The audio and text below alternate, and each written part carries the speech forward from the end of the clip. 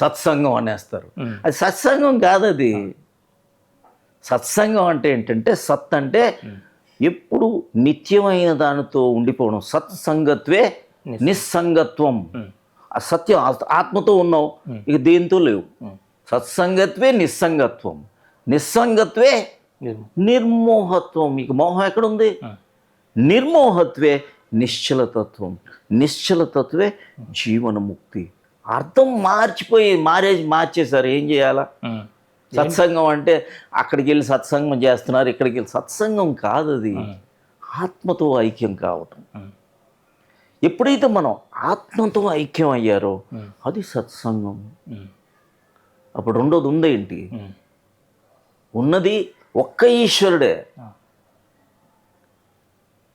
I think it is 18th చాప్టర్లో చెప్తాడు కృష్ణుడు, ఈశ్వర సర్వభూతానాం హృద్ హృద్ హృద్ హృద్దేశార్జున. అర్జునుడా తిష్టతి భ్రామయాన్ అందరు భ్రమిస్తుంటారు.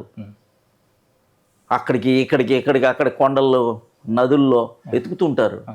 భ్రామయాన్ సర్వభూతాన్ని యంత్రారూఢాన్ని, మా యంత్రంలాగా యాంత్రికంగా అన్కాన్షియస్గా మెకానికల్గా వెళ్ళిపోతూ ఉన్నారు. సో ఇది చాలా సింపుల్ టెక్నిక్ ఇది. సో ఆ సింపుల్ టెక్నిక్ ఏంటి? మనం ధ్యానమే కదా.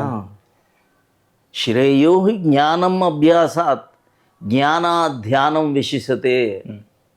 ధ్యానాత్ కర్మఫల ధ్యానం చేస్తేనే కర్మఫల త్యాగం వస్తుంది. త్యాగాత్ శాంతిర్ అనంతరం. ఎంత సింపుల్గా ఉంది. కాంప్లికేట్ ఎందుకు చేస్తున్నారో అర్థం కావట్లేదు. స్వార్థం ఎవరికో వస్తుంది, నేను ఐఎమ్ ది మీడియేటర్ అని. ఎవడు mediator? You are alone existing. Simple మైండ్ని కరెక్ట్గా హ్యాండిల్ చేయటం. మనస్సు ఏం చేస్తుందో అటు ఇటు వెళ్ళిపోతుంది. ఆత్మతో తీసుకెళ్తే అదే ధ్యానం.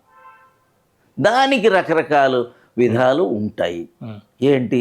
బ్రెత్ అబ్జర్వేషను, ఏదో ఒకటి ఇన్సైడ్ ప్రాణ అబ్జర్వేషను.